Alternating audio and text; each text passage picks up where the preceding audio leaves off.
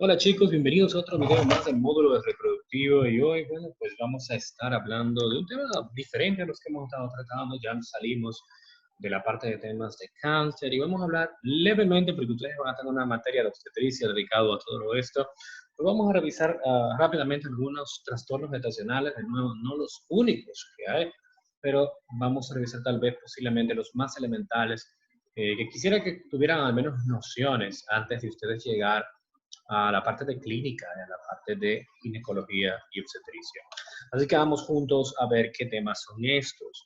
Yo creo que en primer lugar tenemos que dedicarle, antes de entrar a la materia per se, un poco de tiempo a la placenta. La placenta es un órgano extremadamente importante y que ustedes conocieron en embriología, que desde el momento, realmente desde la implantación al quinto, séptimo día postconcepción, inicia un trabajo extremadamente arduo, en primer lugar por el blastocisto y lo que es la capa externa o la masa celular externa o trofoblástica del mismo, para empezar a crecer y reproducir, creando una superficie que no solo va a servir de intercambio de nutrientes con la madre, sino que va a tener también múltiples funciones endocrinas, como la de producir la gonadotropina coriónica humana, que es la que sostiene al cuerpo lúteo y que se mantenga produciendo progesterona, la hormona progestación, proembarazo, hasta que la placenta puede hacerse cargo aproximadamente a eso de las 9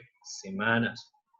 Datos interesantes: también produce hormona de crecimiento, como los lactógenos placentarios humanos, entre otras hormonas que también promueven básicamente el, el, el tejido que está en este caso promoviéndose y proliferando. Además de que también sirve funciones inmunológicas para regular el paso, bueno, pues de anticuerpos a través de la circulación de la madre y el hijo, así también como el paso de algunos otros para proveerle cierto grado de inmunidad al bebé. O sea que tiene muchas funciones. Básicamente la placenta está cubierta por una placa coriónica. Los vasos y velocidades coriónicas van a converger con el cordón umbilical y el corión va a estar cubierto por el amnios. Esas dos membranas fetoovulares al inicio del proceso de gestación se encuentran separadas, pero cuando ustedes se fijan, va a llegar un momento más adelante en el embarazo en el cual ellas se deben fusionar. De hecho, se ha relacionado la falta de fusión del amnios y del corión con algunos problemas cromosómicos, inclusive con el síndrome de Down. La superficie de la placenta, que conecta con el útero o conecta con la madre, va a tener una estructura conocida como cotiledones, que básicamente cubren, o más bien se ponen en contacto con el área endometrial, que es conocida en el área de implantación del blastocisto, o sea, el área en el que el feto se pone en contacto con el útero. Se conoce esa área del endometrio como decidua basal. Los cotiledones van a tener vasos fetales, vellosidades corionas y el famoso espacio intervelloso, un lugar muy interesante donde va a haber intercambio de nutrientes, incluido el oxígeno, pero nunca hay una mezcla directa de lo que es la sangre de la madre y del hijo. Entonces, extremadamente interesante. Es posible que durante su cátedra de embriología hayan visto múltiples imágenes de esto.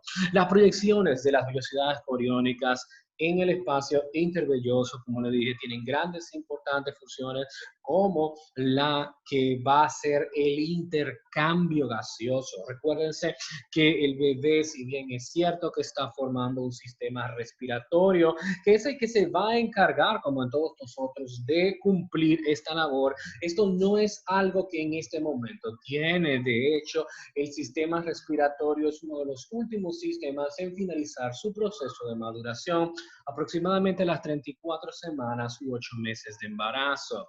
De hecho, el primer respiro que nosotros damos cumpliendo la función de intercambio de gases es al momento de nacer. Si bien es cierto que el feto puede tener movimientos respiratorios durante la vida fetal, la función respiratoria no está anudada a los pulmones todavía. De hecho, esto es algo que habíamos revisado también en el tema de circulación fetal. Las vellosidades coriónicas están revestidas por tejido trofoblástico. La capa exterior de las vellosidades está compuesta por el sinsitio trofoblasto, una estructura celular o una masa celular de núcleos donde no hay una diferencia discernible entre una y otra. De ahí su nombre sinsitio. No podemos saber cuándo empieza una célula y termina la otra. Lo único que podemos observar al microscopio es la presencia de múltiples núcleos. El área del sinsitio trofoblasto es extremadamente importante por su función endocrina de producir no solo la gonadotropina coriónica humana, sino también hormonas de crecimiento como son el lactógeno placentario humano. Sin embargo, el lactógeno placentario humano también ha sido conectado como uno de los factores primordiales en lo que es la fisiopatología de la diabetes gestacional, ya que compite con la acción insulínica. Sin embargo, no todas las mujeres que estén embarazadas van a desarrollar esta enfermedad, pero todas van a producir lactógeno placentario, y eso se debe porque también para que esta enfermedad se exprese deben haber ciertos factores de riesgo como la raza, la edad y antecedentes personales. Los vasos dentro de las vellosidades coriónicas se unen para formar la vena umbilical. No muchas venas en el cuerpo transportan oxígeno.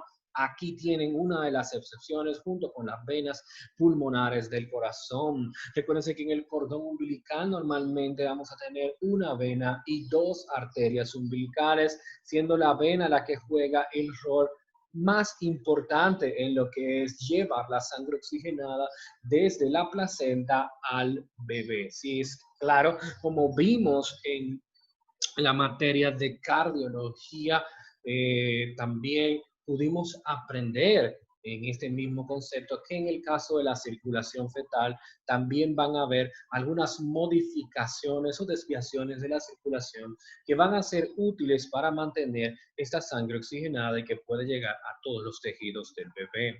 La sangre materna que contiene oxígeno siempre sale de las arterias espirales hacia el espacio intervelloso, como ven en imagen. La sangre materna ya no está en una arteria en ese momento y esa sangre va a bañar los vasos fetales y permite que la hemoglobina fetal robe oxígeno. Por eso en Hémato le dijeron a ustedes que la hemoglobina del feto en su mayoría no es la hemoglobina A1, sino que es la hemoglobina F. Recuérdense que la hemoglobina F o hemoglobina fetal tiene una alta afinidad por el oxígeno. ¿Por qué esto es así? Precisamente para que cuando la sangre de la mamá empiece a bañar lo que es el espacio intervelloso, la hemoglobina empiece a alar y a robarse ese oxígeno. Recuérdense que en el espacio intervelloso, a pesar de que la sangre de la madre y del bebé se encuentran muy cerca, no hay un contacto directo entre estas dos circulaciones. Una extensa red capilar facilita el intercambio entre las circulaciones materna y fetal. Durante el embarazo, el suministro vascular uterino aumenta dramáticamente. Dicen los textos que aproximadamente, no solamente durante el embarazo, la mujer aumenta un 50% de la parte líquida de la sangre y el volumen plasmático y 30% del volumen de los glóbulos rojos, es decir, elementos formes de la sangre, sino que también se crea un sistema de baja resistencia a alto flujo debido a que los vasos sanguíneos se vuelven menos receptivos a la acción de vasoconstrictores como la angiotensina 2, permitiendo una resistencia vascular periférica disminuida y por lo tanto una vasodilatación, permitiendo un alto flujo de sangre hacia el útero, que en este momento, como ustedes saben, sí nos interesa que llegue una buena cantidad de nutrientes, pero que también haya una buena salida también de productos de desecho, productos del mismo metabolismo del feto. Aquí en imagen podemos ver la cara fetal, esta es la parte de la placenta que, como el nombre sugiere, apunta hacia el bebé. Podemos ver esta membrana brillosa, le da ese aspecto brilloso sobre la superficie y vemos aquí la salida de lo que es el cordón umbilical, como dijimos anteriormente, va a tener una vena y dos arterias en sus condiciones normales. Aquí podemos ver el otro lado, el lado que está en contacto con el útero, y pueden ver estas pequeñas áreas bien delimitadas conocidas como cotiledones. Estos cotiledones son importantes para lo que es la relación entre la circulación materno-fetal, pero también extremadamente importante durante el procedimiento de asistencia al parto, ya sea parto vaginal o cesárea, porque luego de hacer el alumbramiento o extracción de la placenta, debemos confirmar que no nos queda ningún cotiledón pegado a lo que es o todavía conectado a la cavidad uterina, porque entonces debemos hacer una revisión o extraerlo, producto de que si se queda en la paciente continuará presentando hemorragias y también endometritis puerperal. Aquí vemos una placenta, otra vez desde la cara fetal, pero esta placenta tiene una coloración distinta. La imagen no se ve muy bien, pero se puede ver una tonalidad amarillo oscura en la placenta, y esto se debe a que está teñida de meconio. Posiblemente este bebé haya sido un post-término, es decir, haya pasado de las 42 semanas o haya tenido algún grado de sufrimiento fetal crónico por algún tipo de condición, ya sea anemia severa por parte de la madre o cualquier situación que haya podido permitir, bueno, pues que el bebé entrara en algún tipo de compromiso en su aporte de oxígeno y pudieran relajarse los intestinos y derramar lo que es el meconio en el líquido amniótico por un buen tiempo para que ocurra esa tinción. Entre las infecciones placentarias, las mayoría son causadas por bacterias que ascienden desde la vagina, y evidentemente esto es peligroso porque durante el embarazo esto puede llevar a algo que se llama rotura prematura de membranas. Lo preferible con respecto a las membranas fetovulares, amnios y corion ya fusionados, es que se rompan durante el momento de la labor de parto, especialmente ya cuando hay una labor de parto activa, es decir, posterior a los 4 centímetros de dilatación cervical. Sin embargo, cuando esto ocurre previo a estos 4 centímetros, lo conocimos como rotura prematura de membranas, inclusive cuando la paciente aún ni siquiera está en labor de parto. Y esto es extremadamente peligroso porque el bebé queda totalmente desprovisto de protección y las bacterias que pudiesen estar infectando la vagina pueden infectarlo a él. Una de las razones principales por las que las membranas se pueden romper es precisamente por infecciones vaginales. El estreptococo del grupo B o Carakia es el patógeno más común en la vagina. De hecho, las pacientes, ustedes van a ver en sus rotaciones que una vez presentan rotura de membrana, de manera inmediata se le inicia terapia con penicilinas, usualmente dirigido al tratamiento del Streptococcus galactiae. No es el único microorganismo, como pueden ver, hay otras, y también es importante que hay infecciones congénitas, es decir, que no son descendentes, como el herpes virus 4, citomegalovirus y el sífilis. La funicitis y la placentitis son infecciones del cordón umbilical y la placenta, y la coriomionitis es una infección que básicamente incluye las membranas fetovulares. Evidentemente aumenta el riesgo de sepsis e inclusive meningitis y encefalitis en el recién nacido, además de que acelera el proceso de labor de parto debido a que el proceso inflamatorio infeccioso aumenta la liberación de prostaglandinas, que por consiguiente induce a contracción de musculatura lisa uterina. La placenta previa básicamente es una implantación de la placenta sobre el orificio cervical interno, es decir, donde literalmente se dilata el útero para permitir la salida. Y esto es un problema porque si la placenta está literalmente sobre este orificio, pues el bebé difícilmente va a poder salir por ahí. Además de que el área de la placenta queda totalmente conectada en una superficie donde no va a haber realmente una conexión real, y pudiera la paciente quejarse de hemorragias indoloras rutilantes del segundo trimestre en adelante de forma constante. No se pueden hacer tactos vaginales porque al hacerlo vas tú mismo con tu dedo a lacerar la placenta que está insertada sobre el cervix, y evidentemente eso va a ser una indicación posible de cesárea. Y bueno, pues la potencialidad de complicación por la hemorragia, que puede llegar a ser extremadamente importante. Aquí podemos ver los diferentes niveles de placenta previa. Podemos ver la placenta de inserción baja. A pesar de que se encuentra baja, no se encuentra sobre el canal cervical, Sin embargo, ya aquí podemos ver que del grado 2, 3 y 4 en adelante, podemos ver que sí ya presentan grados variables de hemorragia.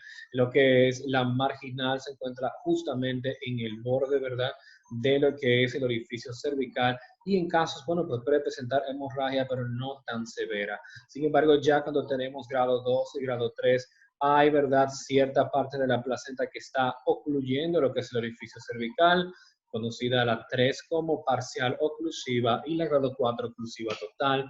Evidentemente las hemorragias en estas dos son mucho más importantes y bueno, pues la posibilidad de un parto vaginal están fuera de la discusión. El desprendimiento de placenta o abrupto placenta es una emergencia en el que pasa algo totalmente diferente, y es que la placenta se va a despegar del endometrio antes de tiempo. Y como ustedes pueden ver, esto puede ser potencialmente fatal para un bebé, ya que es el lugar por donde él va a conseguir sus nutrientes. Y si se desconecta antes de tiempo, pues el bebé va a entrar en sufrimiento fetal agudo y va a ser una asfixia fetal. Es la causa más común de hemorragia tardía en el embarazo. Eso significa del segundo y tercer trimestre, mucho más común que la placenta previa.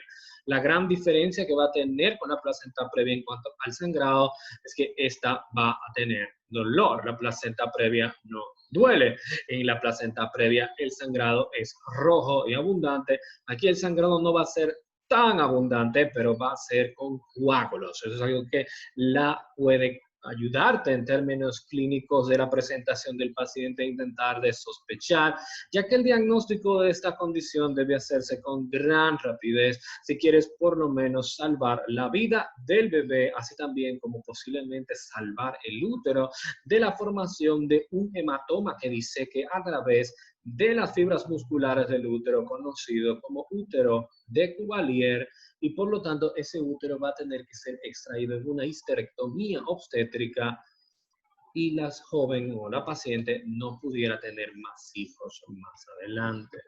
Lo peligroso de esta enfermedad es que no siempre vemos el sangrado, solamente podemos tener el dolor y depende del lugar en el que ocurra el desprendimiento. 3 lugares: subcoriónica, entre la placenta y las membranas; retroplacentaria, que es entre la placenta y el músculo uterino; y preplacentaria, entre la placenta y el saco amniótico. El problema con ser detrás de la placenta es que el hematoma queda atrapado en la parte trasera de la placenta y la paciente tendrá el dolor, pero no tendrá la hemorragia.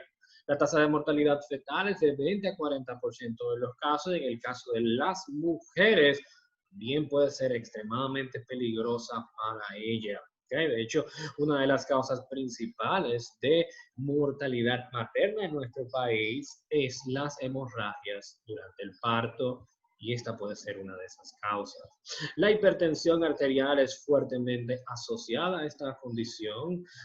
Puede ser un factor de riesgo en 40 a 50% de los casos, pero aunque ustedes no lo crean, básicamente su mayor relación es con los traumas, golpes, caídas. De hecho, por eso el nombre se cambió a abrupto placentae, por esa fuerte asociación con los traumas. Por eso los accidentes e incluso hasta una caída en una embarazada siempre debe ser evaluada con la potencialidad de la formación de un hematoma posterior a la caída. El consumo de cocaína, la hipertensión y el trauma son 3 de los puntos principales que deben recordar de asociarse al abrupto placentae. El sangrado es doloroso, no siempre va a haber sangrado, va a depender mucho de dónde estás, así que puede haber un sangrado oculto. Siempre hay dolor, contracciones uterinas fuertes, un aumento en el tono del útero que vas a poder verificarlo con tu mano, y el bebé va a estar en sufrimiento, por lo tanto su frecuencia cardíaca fetal va a estar disminuida. No le hagas tampoco tacto vaginal, igual que en la placenta previa, es decir, que el diagnóstico es por ultrasonido, aunque muchas veces no va a haber tiempo de hacer un ultrasonido y va a ser una emergencia que se va a basar totalmente en tu sospecha clínica. El acretismo placentario es la otra cara de la moneda. Es una placenta que en vez de despegarse, se ha pegado tanto que la placenta o el trofoblasto ha invadido entre lo que es las capas del útero. La placenta creta es cuando las vellosidades placentarias se adhieren al miometrio como resultado de una ausencia parcial o completa de ácido basal, y el desarrollo defectuoso de la capa de Nita-Bush. Esta capa es normalmente una capa de degeneración fibrinoide entre los trofoblastos que invaden y la deciduo basal del endometrio. La placenta increta se refiere a cuando las vellosidades invaden el miometrio. La placenta percreta es cuando las vellosidades placentarias atraviesan el útero y llegan a la parte externa del útero, es decir, la serosa. De hecho, en algunos casos esa placenta puede incluso pegarse y hacer foco sobre la vejiga urinaria y los intestinos, complicando increíblemente esta condición. Un gran riesgo de hemorragia durante el parto si el médico no sabe que eso está ahí. Usualmente está muy asociado a cicatrices uterinas previas, es decir, las pacientes que hayan tenido cesáreas previas o miomectomías previas, que hayan alcanzado el endometrio a través de esas cicatrices, puede pasar el tejido placentario. Por tanto, las pacientes que generalmente tienen procedimientos quirúrgicos previos sobre el útero, como las cesáreas, debe realizarse un Doppler placentario para poder descartar o saber la posibilidad de que haya un acretismo placentario y bueno, estar preparados al momento de la cirugía. Y eso va a disminuir considerablemente el riesgo de mortalidad que pudiera tener. Una basa previa o inserción velamentosa del cordón umbilical es eso mismo, un cordón umbilical que se ha insertado de manera normal, usualmente en el borde de la placenta, y esto es extremadamente riesgoso porque se puede romper con mucha facilidad. Los vasos sanguíneos no van a estar protegidos por la usual gelatina de Wharton, que es una sustancia, como el nombre sugiere, gelatinosa, a base de mucopolisacáridos como el ácido glucónico y el condroitin sulfato. En esta área va a quedar totalmente expuesto al estar al extremo y puede con mucha facilidad romperse y bueno, pues indicar que va a requerir un parto cesárea para evitar la rotura es lo mejor, ya que estas hemorragias pueden llegar a ser extremadamente importantes. Eso que ven aquí de este lado, que se ve oscuro, es un coágulo que se formó de un desprendimiento placentario. Y esto que ven aquí, ese cordón umbilical que solo está sobre parcialmente parte de las membranas, es lo que se conoce como vasa previa. En el tema de hipertensión, le mencioné levemente esto, la preeclampsia, básicamente la elevación de los niveles tensionales durante el embarazo sin una causa previa explicable, usualmente posterior a las 20 semanas de gestación. Muchas etiologías están asociadas con alteración en lo que es la migración trofoblástica y la digestión de las capas musculares de los vasos sanguíneos, además de una falla en la creación del sistema de baja resistencia entre flujo esperado durante el embarazo, donde se pierde la respuesta a los vasoconstrictores. Eso también se ha asociado. Muchas otras teorías, es una enfermedad de muchas teorías, pero es una enfermedad de mucho peso para nosotros aquí en nuestro país, ya que es la causa número 1 de mortalidad materna y ha sido así por más de 10 años. Por lo tanto, tener esta enfermedad con alto grado de observación es muy importante. Entre los factores de riesgo está los extremos de la edad, menos de 15 años, más de 35 años, nuliparidad, tener historia de sufrir de la presión per se o de que en otros embarazos has tenido preeclampsia, tener más de un bebé, o sea, gestaciones múltiples, diabético, obeso, y también enfermedades autoinmunes también te aumentan el riesgo, como es el síndrome de anticuerpo antifosfolípido, que por sí solo ya produce problemas en el embarazo, porque está asociado a pérdidas recurrentes del mismo. Básicamente, si van a aprender algunos procesos fisiopatológicos, lo primero es la migración trofoblástica anormal o la invasión del trofoblástico incompleta, donde no va a haber la invasión adecuada sobre las arterias espirales y no va a haber la digestión de la capa muscular. Recuérdense, una arteria que no tiene capa muscular no es capaz de contraerse, se mantiene dilatada. Esto falla y las capas se quedan con su capa, y las arterias se quedan con su capa muscular totalmente reactivas a vasoconstrictores. Y por último, un desequilibrio entre las sustancias vasoconstrictoras. No solamente va a haber una mayor facilidad o mayor sensibilidad a los vasoconstrictores, sino que va a haber un desbalance entre la prostaciclina endotelial y el tromboxano A2, donde usualmente las pacientes con preeclampsia se encuentra elevación del tromboxano A2, que no solo es vasoconstrictor, sino que también es agregante plaquetario. Como podemos ver aquí, básicamente esa preeclampsia va a tener más teorías. No quisiera que ustedes quedaran pues con la idea de que solo es esta, pero pues sin duda alguna, si se van a recordar pues es esto. Aumento de peso por el edema, presión arterial elevada, por la pérdida de proteínas a través de la orina. Es usualmente la triada: hipertensión, proteinuria y edema, hipertensión, proteinuria y edema, hipertensión, proteinuria y edema. Para recordar eso, evidentemente se puede complicar con la presencia de convulsiones que inician en un paciente que no se conoce una causa previa, se llamaría como eclampsia.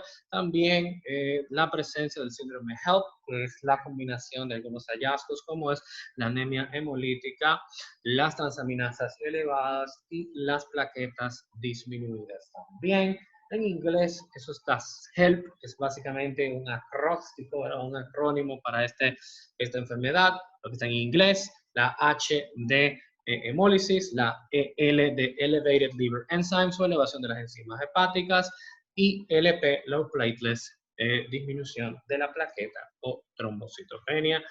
Algunos datos a tomar atención: al paciente que presente signos como dolor de cabeza, epigastralgia, disminución del volumen urinario, hematomas, alteración de las enzimas hepáticas.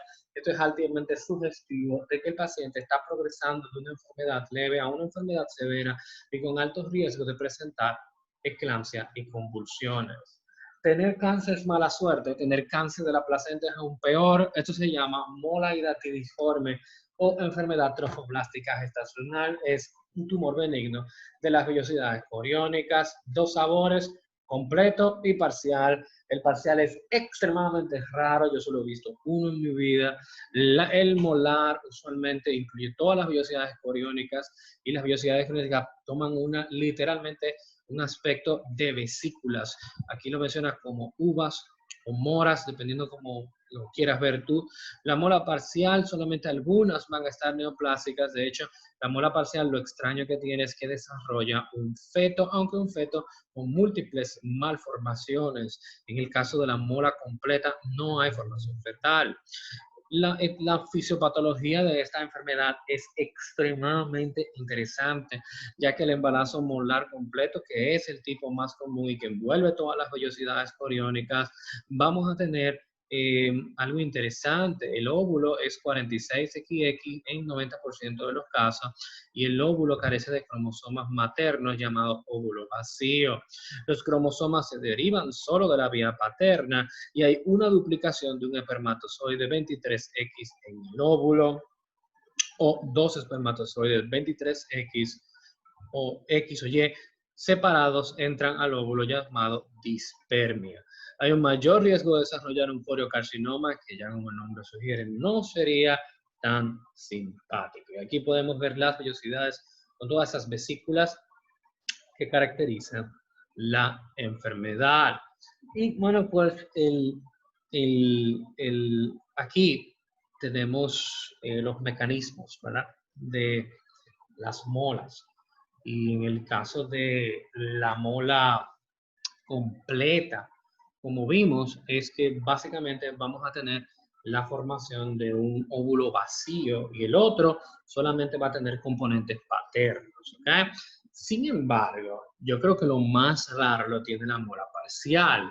Y lo más raro es porque usualmente nuestro cuerpo no permite esto, y por eso yo creo que es el más raro. Y es literalmente que dos espermatozoides fecunden un óvulo.